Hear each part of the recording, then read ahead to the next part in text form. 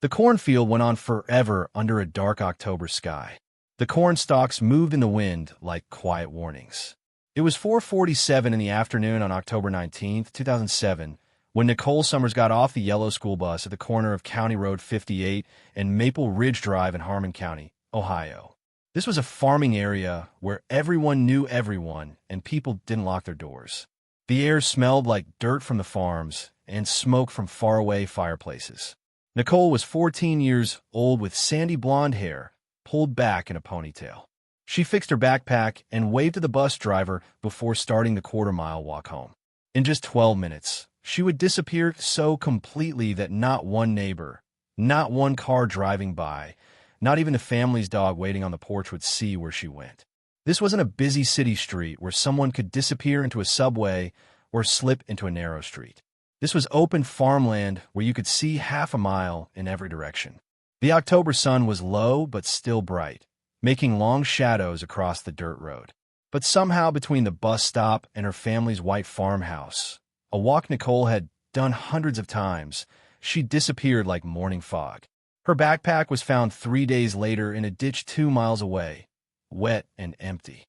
Her phone, a simple flip phone her parents gave her for emergencies, sent its last signal at 4:52 in the afternoon before going quiet forever.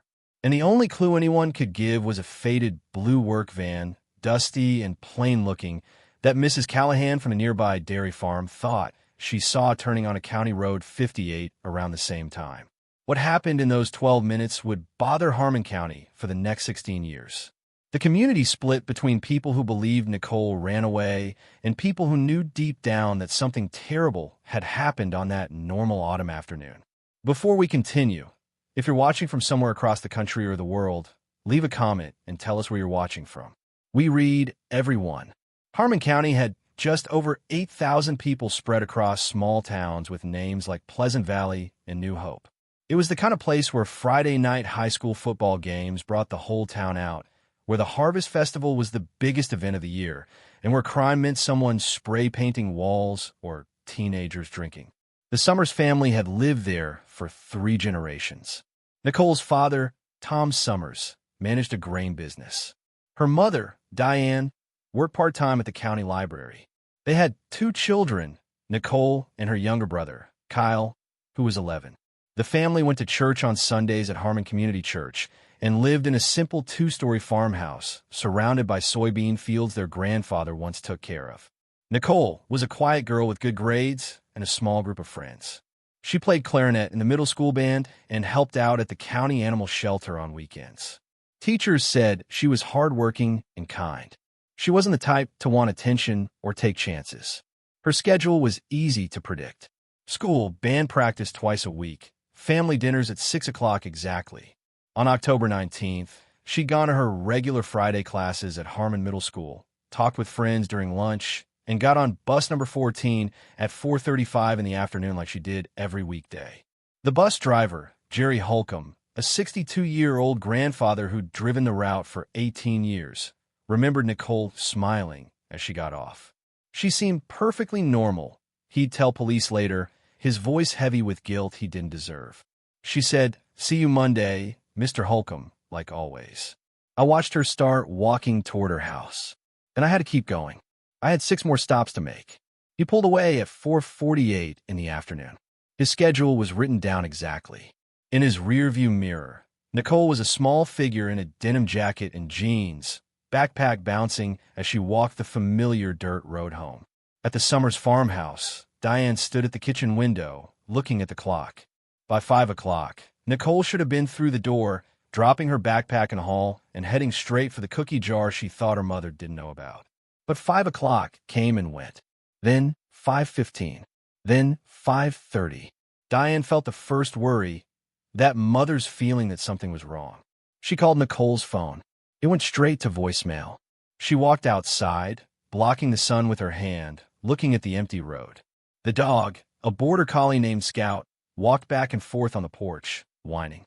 By 5:45, Tom came in from checking equipment in the barn and found Diane standing in the driveway, arms wrapped around herself even though she had a coat on.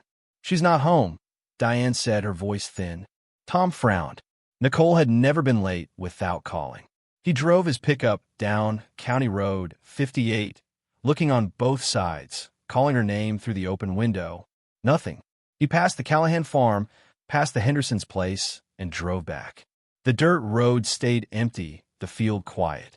At 6:15 in the evening, Tom called the Harmon County Sheriff's Office.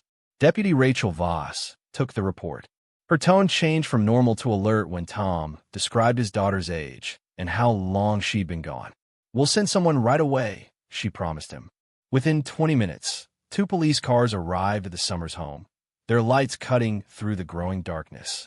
The first official search began with flashlights and neighbors, voices calling Nicole's name into the October chill. The sound was swallowed by cornfields that suddenly seemed huge and scary. By 8 o'clock, the search had grown bigger. Harmon County Sheriff Bill Mercer, a strong man in his 50s with deep-set eyes and a reputation for being thorough, stood in the Summers' living room organizing the search. He asked Tom and Diane questions gently but directly. Had Nicole mentioned any problems at school, any new friends, any arguments at home? The answers were all no. Nicole was a good kid, happy, with no reason to run away. Mercer's jaw tightened. He'd worked enough cases to know that when a 14-year-old disappeared on a predictable route in daylight, you weren't dealing with a runaway. By midnight, over 50 volunteers searched the area. Farmers, church members, high school students. They spread out in lines through fields, checked barns and sheds, and knocked on doors. The temperature dropped to 40 degrees. Diane sat on the porch wrapped in a blanket, refusing to go inside, as if staying outside would somehow bring Nicole home. Tom stood with the sheriff, staring at a county map spread across the hood of a police car with red circles marking search areas. And somewhere out in the darkness, beyond the reach of flashlights and desperate voices, Nicole Summers had already been taken by something none of them understood yet. The night went on, cold and cruel, as Harmon County faced a truth it had never faced before. One of their children was gone, and no one had seen anything. Morning came over Harmon County with a pale, cold light that seemed to mock how urgent the night before had been. By 6 o'clock in the morning on Saturday, October 20th, the Summers farmhouse had turned into a command center. Sheriff Mercer stood in the kitchen, surviving on black coffee and adrenaline, coordinating with the Ohio Bureau of Criminal Investigation. The BCI had agreed to send specialists. This was no longer just a local missing person case. The clock was ticking, and everyone in law enforcement knew the harsh truth. If Nicole wasn't found in the first 48 hours, the chances of finding her alive dropped terribly. Diane Summers hadn't slept. She sat at the kitchen table, Nicole's school photo held tight in both hands, her eyes hollow and red from crying. Tom walked back and forth between the living room and porch, unable to sit still, unable to accept that his daughter had simply disappeared from a road he could see from his own property. Kyle, their 11-year-old son, stayed upstairs in his room, silent and confused, trying to understand a nightmare he couldn't make sense of yet. The first breakthrough came at 7:23 in the morning when Deputy Voss arrived with Nicole's backpack. A farmer named Earl Thompson had spotted it while checking his watering system near the ditch along Route 33, about 2 miles northeast of the bus stop. The navy blue backpack was soaked from lying in standing water, but it was definitely Nicole's. Her name was written in silver marker on the front pocket, just like Diane had done at the start of the school year. Inside, deputies found water-damaged textbooks, a crushed granola bar, and a pencil case shaped like a cartoon cat. What they didn't find was her phone, her wallet, or any note explaining why the bag ended up there. Sheriff Mercer spread a county map across the dining table, marking locations with a red pen. Bus stop here. Backpack found here. He drew a line between them. That's 2 miles in the opposite direction from her house. Someone moved her. His voice was steady, but his hand tightened on the pen. This wasn't a girl who wandered off and got lost. This was an abduction. By mid-morning, the investigation had fully mobilized. Police dog units arrived from Columbus. German shepherds trained in tracking and finding people. The dogs picked up Nicole's scent at the bus stop, followed it about 40 yards south along County Road 58, then lost it suddenly. Handler Sergeant Mike Chun frowned as his dog circled, confused. Sentence here, middle of the road. That usually means she got into a vehicle. The realization hit the team like a stone dropping into still water. Investigators began checking every home within a 5-mile area. At the Callahan Dairy Farm, 73-year-old Margaret Callahan repeated what she'd mentioned the night before, but with more detail now. I was putting away groceries around 4:45, maybe 4:50. I saw a van turn onto County Road 58, heading toward the bus stop area. Blue, kind of faded work van type. I didn't think anything of it at the time. Lots of repair people drive through. Could she describe the driver? She squinted, looking sorry. Too far away. And I wasn't really looking. I just noticed the van because it was going slower than usual, like someone looking for an address. Sheriff Mercer asked for traffic camera footage, but Harmon County's country roads had no cameras. Budget problems meant only the town center had a few cameras. The nearest traffic light was 6 miles away. They were working almost blind, depending on witnesses in an area where houses sat hundreds of yards apart and people kept to themselves. At noon, the BCI technical team began looking at Nicole's phone records. Her basic flip phone had limited information, but cell tower signals told the story. The last signal came at 4:52 in the afternoon from a tower on Route 33, matching the location where a backpack was found. Then nothing. Either the phone was destroyed, the battery died, or it was taken somewhere beyond tower range. The lead investigator, Agent Sarah Kellerman, a sharp-eyed woman in her 40s with decades of experience, studied the information. 5-minute window from bus stop to last signal. Whoever took her acted fast and knew the area well enough to avoid being seen. By afternoon, the search had grown to over 200 volunteers. They searched through cornfields, checked abandoned barns, and walked through creek beds. Local news vans arrived, satellite dishes appearing like mechanical flowers. The story hit regional broadcasts. 14-year-old missing in rural Ohio. Community desperate for answers. Nicole's school photo appeared on screens across the state. Her shy smile and bright eyes were now a symbol of every parent's worst fear. In the middle of organized chaos, one detail came up that would bother investigators for years. Nicole's best friend, Megan Porter, came forward with her mother, shaking as she sat across from Agent Kellerman. "Nicole told me something a few weeks ago," Megan said quietly. She said there was a man who sometimes drove slowly past the bus stop. She didn't know him, but he made her uncomfortable. She said he looked at her in a weird way. Kellerman leaned forward. Did she describe him or the vehicle? Megan shook her head, just that it was an older guy in a work van. She didn't think it was a big deal, just creepy. The information sent a shock through the investigation. Margaret Callahan's sighting suddenly became more important. An older man, a blue work van, seen near the bus stop at the exact time of Nicole's disappearance. Kellerman immediately ordered a database search of registered work vans in Harmon and surrounding counties. The list was long. Repair people, plumbers, electricians, handymen. Hundreds of blue vans, dozens of older male drivers. It was a clue, but a frustratingly broad one. By Sunday evening, 48 hours after Nicole vanished, exhaustion had settled over everyone. Tom Summers stood in the barn, holding a pitchfork he'd been holding for 20 minutes without moving, staring at nothing. Diane sat in Nicole's bedroom, touching her daughter's things. The clarinet on the desk, the stuffed elephant on the bed, the posters of boy bands on the wall. The house felt wrong, like a body with the heart removed. Sheriff Mercer held a press conference on the courthouse steps. Cameras flashed as he spoke, his voice rough with exhaustion. "We are treating Nicole Summers' disappearance as a critical abduction case. We believe she was taken by force shortly after getting off her school bus. If anyone saw a blue work van in the County Road 58 area on October 19th between 4:30 and 5 o'clock in the afternoon, please contact our tip line immediately." Nicole is 14 years old, 5 feet 3 inches tall, 100 pounds, blonde hair, blue eyes. She is someone's daughter, someone's friend, and we will not rest until we bring her home. But as the cameras packed up and the crowd left, the hard truth remained. They had no suspect, no solid leads, and no idea where Nicole Summers was. The first critical 48 hours had passed, and the trail was already growing cold. By November 2007, 3 weeks after Nicole vanished, the investigation had created over 400 tips and followed dozens of leads, all ending in frustration. The blue work then became something everyone focused on.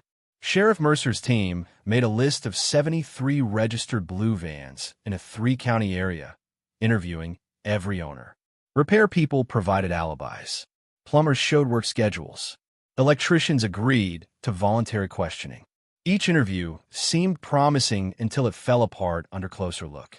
The van sightings multiplied as media coverage spread. Suddenly, everyone remembered seeing a blue van, a white van, a gray van. The real clues got lost in all the noise. Agent Kellerman brought in a forensic artist who worked with Megan Porter to create a sketch based on Nicole's vague description of the creepy guy. The result was frustratingly average-looking. White male, 40s to 60s, average build, possibly wearing a baseball cap. The sketch could describe 10,000 men in rural Ohio. When published in the Herald-Dispatch and posted at every business in town, it created another wave of tips that led nowhere. The backpack had almost no useful evidence. Water damage had destroyed potential DNA, and the only fingerprints found belonged to Nicole and her family. The location where it was found seemed carefully chosen, visible enough to be discovered, far enough from the abduction site to confuse the trail. Kellerman stood at the ditch on a gray morning, looking at the surrounding farmland. "Whoever did this knows this area very well," she told Deputy Voss. "Knows the roads, the timing, where to get rid of evidence. This isn't random." Then came the break that wasn't. On November 8th, a hiker found a girl's denim jacket in the woods near Possum Creek, about 8 miles from the Summers farm. The jacket matched Nicole's description. Size small, brass buttons, similar color. Diane Summers nearly fainted when shown the evidence bag, but when they looked closer, the jacket had a tag inside that Nicole's didn't have. It belonged to another girl entirely, lost months earlier on a camping trip. The false alarm devastated the family. A new hope raised and crushed in just a few hours. The investigation's most promising lead came in mid-November. A gas station worker in neighboring Knox County reported that on October 19th around 5:30 in the afternoon, a man driving a faded blue van had bought zip ties, duct tape, and a large tarp. The worker remembered because the combination seemed strange and the man paid cash, avoiding eye contact. Security footage showed a grainy figure in a dark jacket and cap, face hidden, entering and leaving quickly. The timestamp and location fit. Knox County was a 15-minute drive from where Nicole's backpack was found. Sheriff Mercer felt the first surge of real hope in weeks. This could be him. The team enhanced the footage, but 2007 gas station cameras had limited quality. They could figure out the van's approximate model, likely a Ford Econoline from the mid-1990s, but couldn't read the license plate or clearly see the driver's face. The worker couldn't provide more details beyond white guy. Maybe 50, kept his head down. Investigators compared the gas station purchase with their van registry. 3 owners of blue Ford Econolines lived within reasonable distance. Martin Vickers, a 62-year-old retired plumber, James Dorsey, a 47-year-old construction boss, and Robert Ashford, a 53-year-old independent handyman. All 3 were interviewed thoroughly. Vickers had been visiting his daughter in Cleveland that entire week, confirmed by toll records and his daughter's testimony. Dorsey was working a construction site with a dozen witnesses from 7 o'clock in the morning to 6 o'clock in the evening on October 19th. His time card and co-workers verified it. That left Ashford. Robert Ashford lived alone in a worn-down rental house on the edge of Millfield, an unincorporated community 20 miles from Harmon County. He had a spotty work history, occasional odd jobs, no close friends. Neighbors described him as quiet, kept to himself, and sometimes seemed paranoid. When deputies arrived to question him on November 21st, Ashford was cooperative but evasive. Yes, he owned a blue van. No, he hadn't been near Harmon County on October 19th. He claimed he was home all day fixing his furnace. Could anyone confirm that? No, he lived alone. Deputies asked permission to search his property. Ashford hesitated, then agreed, signing the consent form with a shaking hand. The search took 6 hours.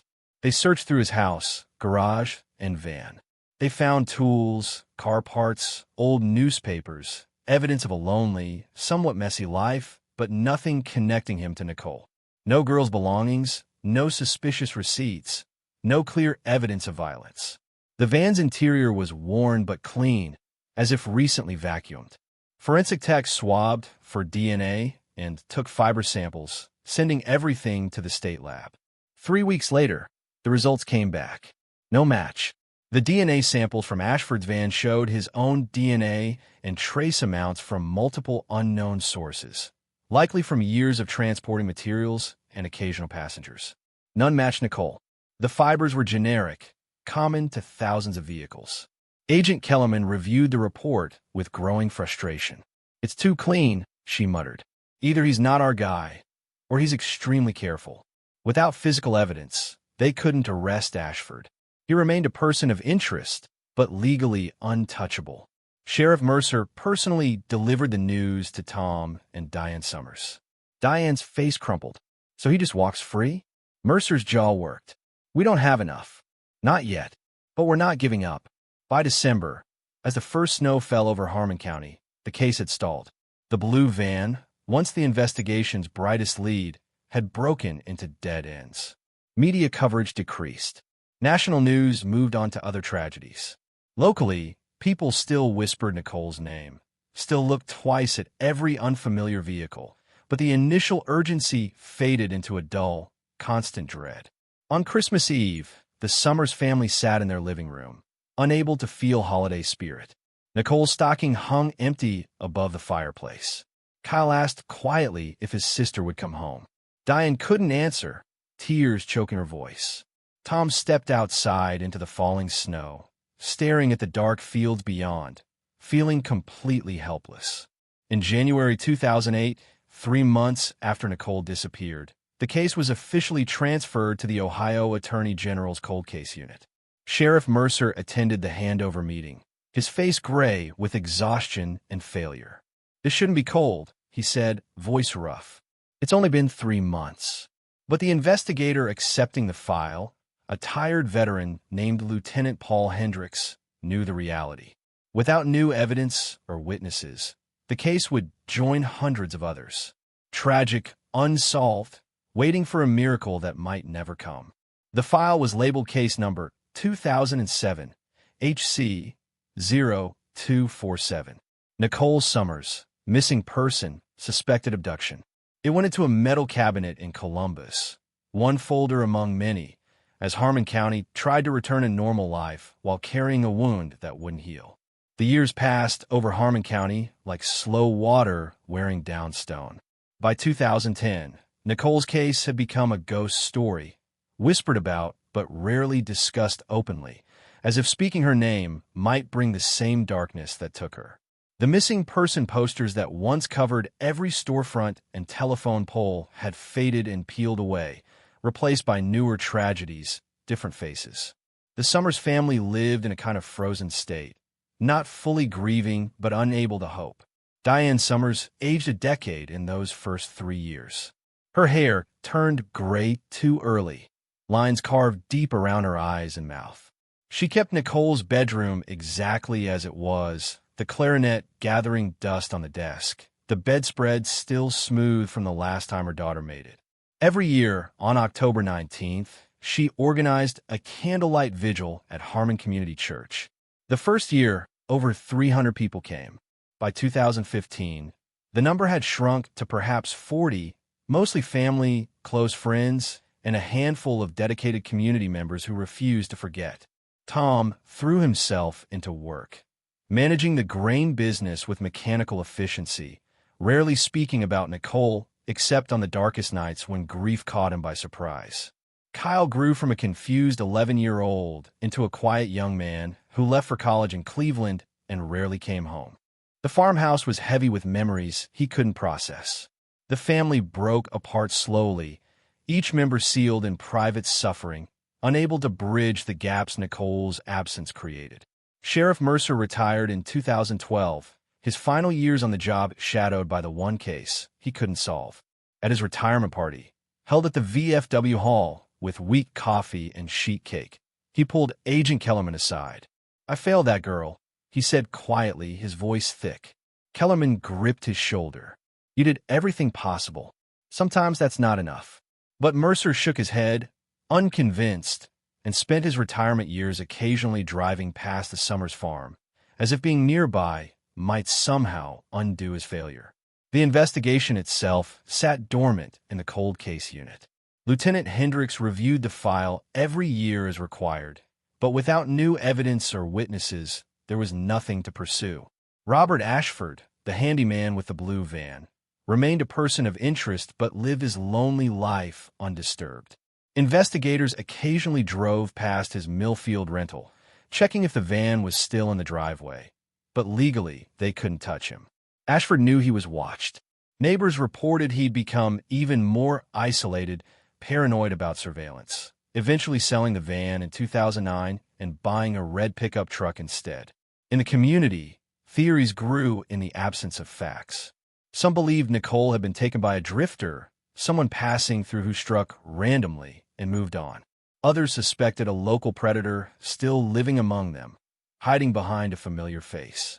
The gas station footage of the man buying zip ties and duct tape became legendary, enhanced and analyzed by amateur internet detectives who saw patterns in the blurry image that professionals knew weren't there.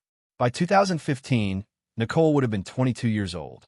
Diane sometimes imagined her daughter graduating college, starting a career, maybe engaged to be married, but the imagination always fell apart under the weight of reality. Nicole was frozen at 14 forever. Ponytail and denim jacket, shy smile in school photos, a girl who trusted the wrong moment on an ordinary October afternoon. The case file in Columbus gathered dust. Occasionally, a new investigator, fresh and hopeful, would pull it out, hoping to spot something previous people had missed. They'd review the witness statements, the inconclusive forensic reports, the dead-end van searches. They'd feel the same frustration their predecessors felt, then return the file to its metal drawer, adding a brief note. No new leads. Case remains open. In 2018, a true crime podcast briefly featured Nicole's disappearance, bringing momentary renewed attention. The episode was well-researched, but offered no breakthroughs, only recycling known facts for a new audience. Diane listened to it once, alone in her car parked outside the library where she still worked, and cried through the entire 40-minute runtime. The podcast created a bunch of tips, most duplicate information, some bizarre conspiracy theories, but nothing useful. Then came 2020, and everything changed. Not because of Nicole's case specifically, but because forensic science took a huge leap forward. Genetic genealogy, the technique that had solved decades-old cold cases like the Golden State Killer, was becoming available to smaller police departments. The Ohio Attorney General's office announced funding for a new program, re-examining cold cases using advanced DNA analysis and family tree databases. In Columbus, a young forensic genealogist named Dr. Maya Chun was assigned to review unsolved abduction cases from 2000 to 2010. She worked carefully through the files looking for cases with preserved biological evidence. When she opened case number 2007, HC 0247, she found something promising. The fiber samples collected from Robert Ashford's van in 2007 had been stored in good conditions. More importantly, there were epithelial cells, skin cells, embedded in some fibers, likely from whoever had vacuumed or cleaned the van's interior. Dr. Chin's pulse quickened. In 2007, the DNA sample had been too degraded and contaminated to analyze properly with available technology. But in 2020, next-generation sequencing could pull usable genetic information from samples previously considered worthless. She submitted a request to reanalyze the evidence, and in January 2021, the samples arrived at the State Forensic Lab. The process took months, pulling DNA from 13-year-old samples, amplifying it, sequencing hundreds of thousands of genetic markers. By June 2021, Dr. Chun had a profile. It wasn't Nicole's DNA.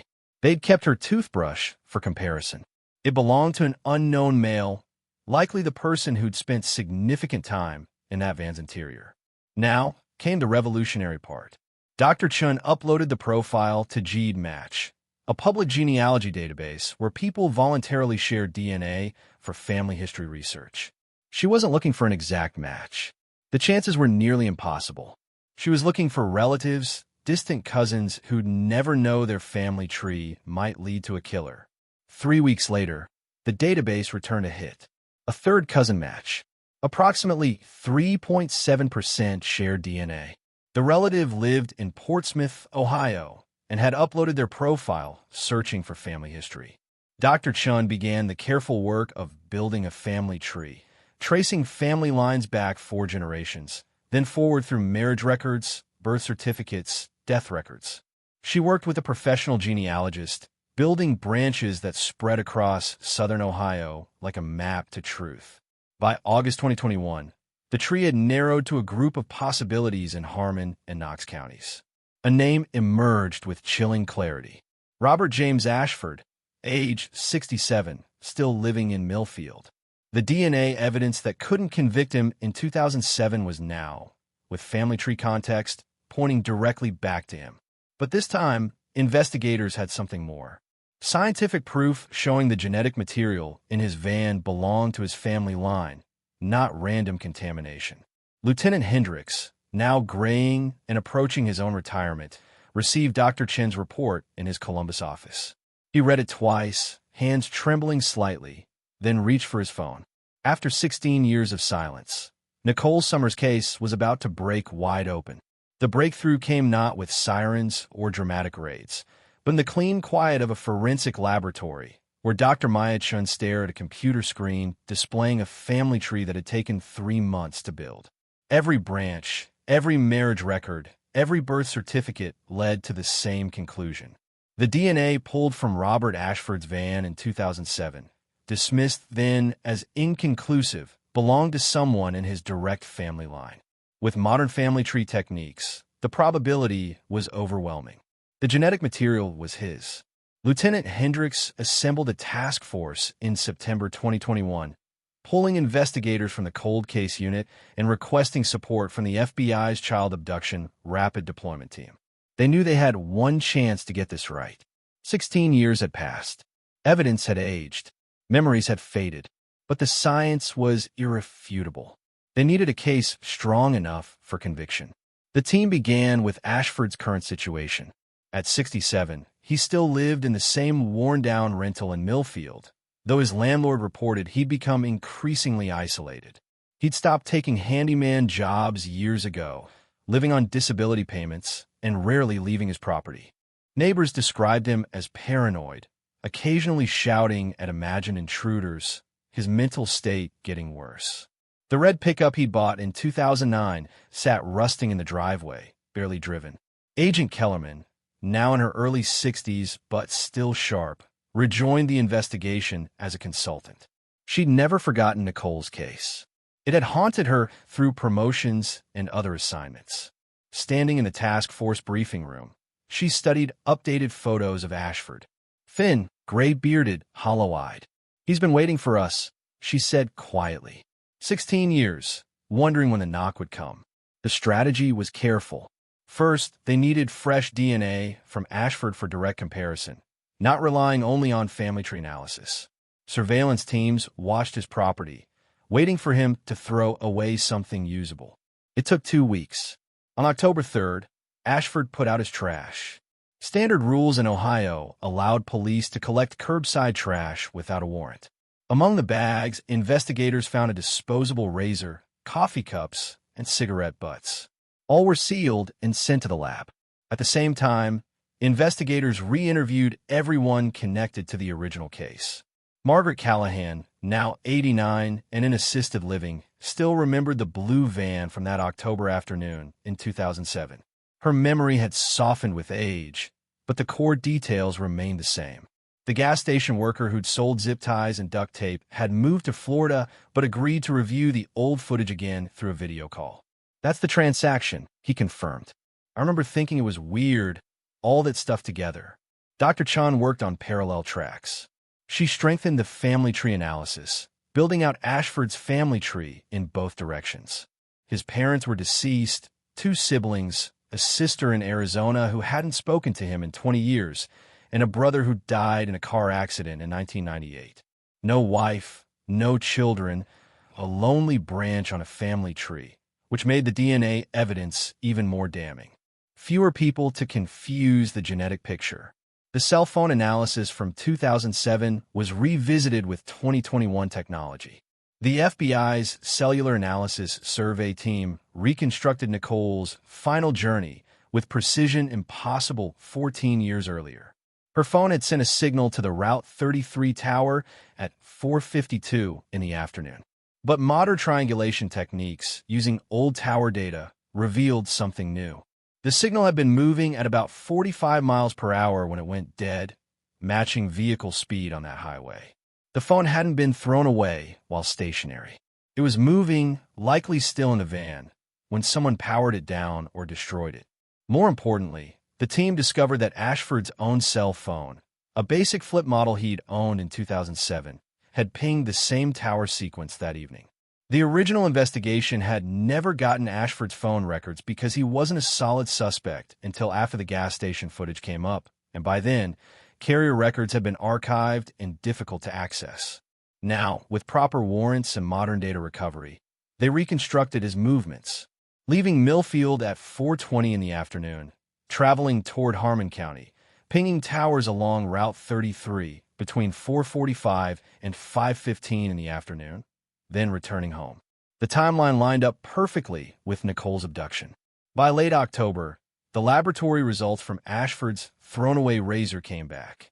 The DNA profile matched the samples from his van with 99.97% certainty, a statistical near impossibility of error. More importantly, forensic analysts found something that had been missed in 2007. Microscopic textile fibers embedded in the van's carpet, kept in the evidence locker, that matched the weave and dye composition of Nicole's denim jacket. The technology to identify such specific fiber matching simply hadn't existed in 2007, but advanced spectroscopy made it definitive now. Agent Kellerman presented the compiled evidence to the Harmon County prosecutor, now a woman named Jennifer Oakes, who'd been a law student when Nicole disappeared. Oakes reviewed the case file for 3 days straight, barely sleeping, knowing this would be the most important prosecution of her career. The evidence was circumstantial in the traditional sense. No eyewitness to the actual abduction, no body, no confession. But the scientific web was airtight. Family tree DNA, cell tower triangulation, fiber analysis, the gas station transaction, witness sightings of his van. Each thread alone was thin. Woven together, they became unbreakable. On November 15, 2021, Oakes authorized an arrest warrant for Robert James Ashford on charges of kidnapping and aggravated murder. Ohio law allowed murder charges even without a body if circumstantial evidence proved death beyond reasonable doubt. Given Nicole's age, the length of disappearance, and all the evidence combined, the threshold was met. Before executing the warrant, Lieutenant Hendricks made a phone call he'd been dreading and anticipating for months. At 8 o'clock in the morning on November 16th, he sat in his Columbus office and dialed the Summers family home. Diane answered on the second ring, her voice tired. After 16 years, unexpected calls meant either heartbreak or false hope. Never good news. Mrs. Summers, this is Lieutenant Hendricks from the Cold Case Unit. I need you to sit down. He heard her sharp intake of breath, the scrape of a chair. We've identified a suspect in Nicole's case. We're executing an arrest warrant this morning. I wanted you to hear it from me before it hits the news. The silence on the other end stretched so long. Hendricks thought the call had dropped. Then Diane's voice, barely a whisper. Who? Robert Ashford, the handyman we interviewed back in 2007. New DNA evidence and family tree technology led us back to him. We have enough for murder charges. Another long silence, then a sound that broke Hendricks's heart. A sob that was somehow both pain and relief. The release of 16 years of not knowing. Tom Summers' voice came on the line, rough and thick. Are you certain? Hendricks chose his words carefully. The evidence is strong. The science is solid. We believe we have the right man. At 6 o'clock in the morning on November 17th, 2021, a line of law enforcement vehicles rolled quietly into Millfield. The arrest was planned as a high-risk operation. Ashford's worsening mental state made him unpredictable. SWAT positioned around the property as dawn light filtered through bare November trees. A loudspeaker crackled. "Robert Ashford, this is the Ohio State Police. Come out with your hands visible." Inside the house, Ashford had been awake all night, as he often was, sitting in the dark. When the loudspeaker shattered the morning silence, he didn't seem surprised. Neighbors would later say he'd been expecting this for years. His paranoia wasn't delusion, but anticipation. He walked out slowly, hands raised, wearing a stained t-shirt and sweatpants, looking older than his 67 years. As handcuffs clicked around his wrists, Agent Kellerman watched from behind an armored vehicle, her jaw tight. 16 years. The man shuffling toward the patrol car had lived free for 16 years, while the Summers family lived in agony. The injustice of that timeline burned, but the arrest itself felt like gravity finally working, pulling a long floating piece of wreckage back to Earth. Ashford said nothing during transport, staring out the window as bare fields rolled past. At the Harmon County Jail, he was processed and photographed. The mugshot showed a hollow-eyed ghost, beard unkempt, face thin. When told about the charges, he simply nodded once, as if confirming something he'd always known. His court-appointed attorney, a young public defender named Marcus Webb, realized immediately this would be the most difficult case of his career. By noon, the news had exploded across Ohio and beyond. Arrest made in 2007 cold case. DNA genealogy cracked 16-year mystery. Nicole's school photo appeared on every screen again. No longer a missing person, but a murder victim finally receiving justice. In Harmon County, the community reacted with shock mixed with familiarity. Many remembered Ashford, the quiet handyman who'd lived on the edge, never quite fitting in, but never overtly threatening either.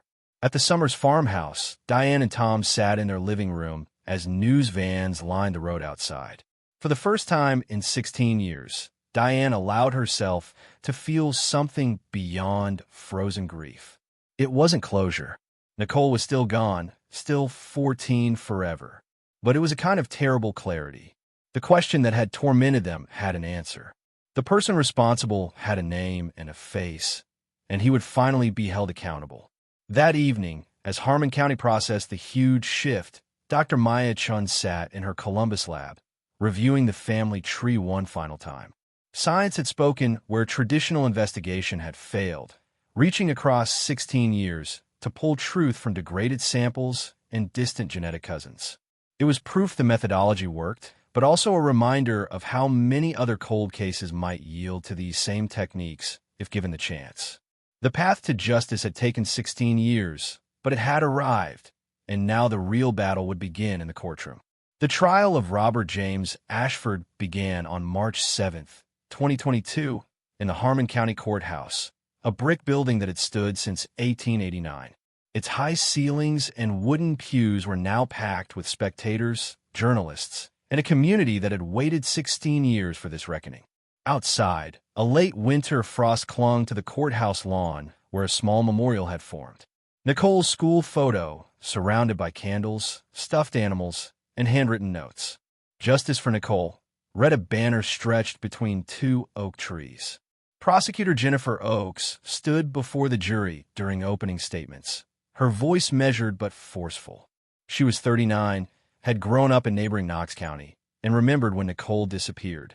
She'd been a first-year law student then, following the case in news reports, never imagining she'd one day prosecute it. Ladies and gentlemen, this case is about science catching up to evil. In 2007, Robert Ashford thought he'd gotten away with murder. The technology didn't exist to prove what he'd done. But science doesn't forget, and 16 years later, it speaks with absolute clarity. She outlined the evidence carefully. The family tree, DNA tracing back through Ashford's family tree. The fiber analysis matching Nicole's jacket to his van. The cell tower data placing both their phones on the same route at the same time. The gas station purchase of zip ties and duct tape 30 minutes after the abduction. The witness sightings of his blue van near the bus stop. Each piece was explained in terms a jury could understand. Oakes knew that forensic genealogy was new territory for most people, and she needed them to trust the science without feeling overwhelmed. Defense attorney Marcus Webb faced a nearly impossible task. His client had refused to cooperate beyond entering a not guilty plea, sitting silent and hollow-eyed at the defense table, occasionally muttering to himself. Webb's strategy was to attack the lack of direct evidence. No body, no eyewitness to the actual crime, no confession. The prosecution wants you to convict based on probability and circumstance, he argued. But the law requires proof beyond reasonable doubt. They cannot show you the moment of the crime. They cannot produce physical evidence of murder. They ask you to fill gaps with assumptions. The trial's first week focused on family tree evidence. Dr. Maya Chun took the stand, explaining how she'd built Ashford's family tree from a third-cousin DNA match. She brought visual aids, large printed charts showing genetic connections branching back 4 generations, then narrowing to a single point, the defendant. The probability that this DNA belongs to anyone outside Robert Ashford's direct family line is less than 1 in 10 million, she testified. And given that his immediate family is deceased or genetically excluded, the DNA in that van is his. Webb cross-examined aggressively. Dr. Chun, you've never met Mr. Ashford's extended family, correct? How can you be certain there isn't some unknown cousin? Chun remained calm. Family tree research cross-references multiple databases, birth certificates, marriage licenses, census records, death certificates. We've mapped every traceable branch. The statistical likelihood of an unknown relative contributing this specific genetic profile is negligible. The jury, 12 Ohioans ranging from a retired teacher to a young IT worker, listened with focused concentration. This wasn't CSI. It was complex, careful science that required trust in experts. But the prosecution had anticipated this, bringing in a second geneticist from the FBI who confirmed Chin's methodology independently. Week 2 brought the cell phone analysis. The FBI CAS team specialist, a soft-spoken technician named David Park, presented reconstructed tower data on large screens. Animated maps showed 2 phones, Nicole's and Ashford's, moving along identical routes at identical times. On October 19, 2007, both devices pinged the same sequence of towers between 4:45 and 5:15 in the afternoon, Park explained. They were traveling together, almost certainly in the same vehicle. Webb objected repeatedly. The data was 14 years old. Towers have been upgraded. Records might be corrupted. But Park's testimony held firm. We've accounted for every variable. The pattern is unmistakable. The emotional core came in week 3 when Diane Summers took the stand. She'd aged deeply, now 63, gray-haired, moving slowly as if gravity pressed harder on her than others. Oakes guided her gently through Nicole's last morning, the breakfast they'd shared, the ordinary goodbye as Nicole left for school. Did she seem worried or afraid? Oakes asked. Diane shook her head. She was looking forward to band practice that afternoon. She kissed me on the cheek and said, "Love you, Mom." Those were her last words to me. The courtroom was silent except for muffled crying. Even the experienced court reporter wiped her eyes. Diane turned to look directly at Ashford. "You took my daughter. You let us suffer for 16 years, not knowing, not able to grieve properly or move forward. You watched us search for her, pretended to care, and all that time you knew." Her voice broke, but she pushed through. "I hope whatever darkness lives inside you torments you every day for the rest of your life." Ashford stared at the table, expressionless. If Diane's words affected him, he showed no sign.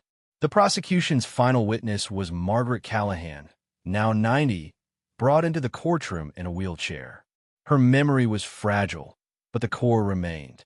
She'd seen a blue van on County Road 58 that afternoon, driving slowly, as if searching for something. When shown a 2007 photo of Ashford's van, she nodded. Looks like the same one. Webb's cross-examination was gentle. Attacking a 90-year-old woman would turn off the jury, but he pressed on the reliability of a 14-year-old memory. Mrs. Callahan, you've seen news coverage of this case for years. Could that have influenced what you remember?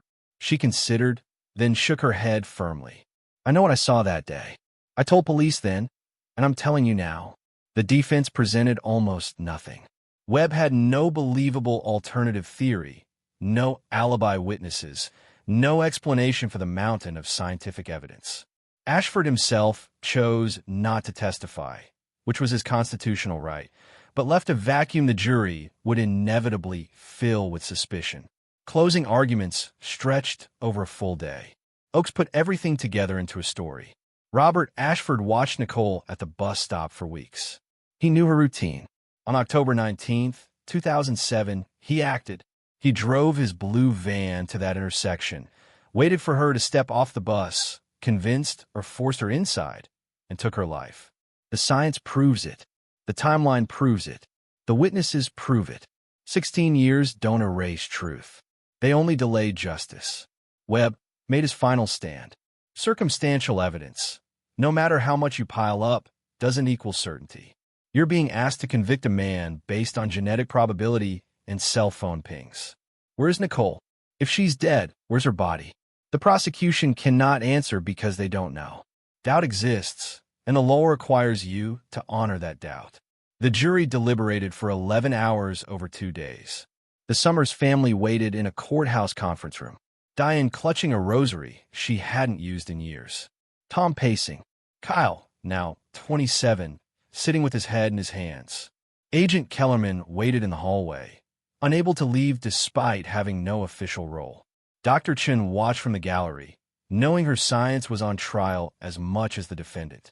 On March 29, 2022, at 3:47 in the afternoon, the jury sent word. Verdict reached. The courtroom filled within minutes. Standing room only. Silence thick and suffocating. Ashford was led in, shackled now after an outburst earlier in the week. The jury filed in, faces serious, eyes avoiding the defense table. The clerk stood. On the charge of kidnapping, how do you find? The foreperson, a middle-aged man who managed a feed store, stood. His voice was steady. Guilty. The courtroom exhaled together. Diane gasped, hand flying to her mouth. On the charge of aggravated murder, how do you find? Guilty. The word landed like thunder. Guilty. After 16 years, guilty. Diane collapsed into Tom's arms, sobbing. Not grief now, but release. A dam breaking. The gallery erupted in quiet cheers and crying. The judge banged for order, but didn't scold the emotion. Ashford showed nothing. He stared straight ahead, as if watching something only he could see, lips moving silently. Whether prayer or madness, no one could tell. Judge Patricia Holbrook, a stern woman in her 60s who'd led with firm fairness, delivered sentencing 2 weeks later. Life without parole, consecutive sentences. Mr. Ashford, you stole a child's life and a family's peace. The law provides no mercy for such acts, and neither do I. You will spend every remaining day imprisoned as you imprison the Summers family in grief. Ashford was led away in chains. As he passed the gallery, someone shouted, "Where is she? Where's Nicole?" He didn't turn, didn't answer, and the question hung in the air unanswered. The one piece of closure still denied. Outside the courthouse, Oakes held a press conference on the steps, Diane and Tom standing beside her. Today, science and persistence brought justice for Nicole Summers, Oakes said. This case proves that cold doesn't mean forgotten. Families deserve answers, and we will keep fighting for them. Diane stepped to the microphone, her prepared statement trembling in her hands. Nicole was 14 years old. She loved music, animals, and her family. She deserved a full life, college, career, maybe children of her own. Robert Ashford took all of that, but he didn't take her memory. In Nicole's name, we're creating a scholarship for forensic science students at Ohio State. We want her legacy to be justice for others. That evening, Harmon County held an impromptu vigil. Hundreds gathered at the spot where Nicole had stepped off the bus 16 years earlier. They lit candles, sang hymns, and stood in silent acknowledgement that their community had finally closed a wound that had festered too long. Someone had planted a young maple tree there, a plaque at its base. Nicole Summers, 1993 to 2007, forever remembered. At the Summers farmhouse, Diane finally entered Nicole's room and began slowly to pack away the clothes and belongings that had remained untouched. She kept the clarinet, the stuffed animals, and the photo on the nightstand. But she took down the posters, folded the bedspread, and opened the curtains for the first time in years. It wasn't forgetting. It was finally allowing herself to acknowledge that Nicole wasn't coming home, and that was okay to admit now. The case became a landmark in forensic genealogy, studied in law schools and criminal justice programs. Dr. Chun published papers on the methodology, helping other cold case units adopt the techniques. Agent Kellerman retired fully, knowing the case that had haunted her was finally resolved. Lieutenant Hendricks attended the sentencing, then quietly moved the file from his active cases, transferred to solved after 16 years in purgatory. Nicole's story became a lesson taught in schools across Ohio. Trust your instincts. Tell adults when something feels wrong. Don't assume the worst can't happen in small towns. Her face appeared in safety campaigns, her memory serving a purpose she never could have imagined. For the Summers family, justice didn't erase pain, but it provided something essential: certainty. They knew who, they knew why, and they knew he would never hurt anyone else. On quiet evenings, Diane sat on the porch, watching the sun set over fields that once felt haunted, but now just felt like home again. She spoke to Nicole sometimes, updating her on Kyle's life, on the scholarship recipients, on small daily things. And sometimes in the rustle of corn or the call of evening birds, she imagined her daughter answering back. The case of Nicole Summers proved that time doesn't shield the guilty, that science evolves faster than criminals anticipate, and that communities, when they refuse to forget, can carry a flame of justice through the darkest years until it finally ignites. 16 years was too long, but it wasn't forever, and in the end, truth emerged as it always does, patient and inevitable as dawn.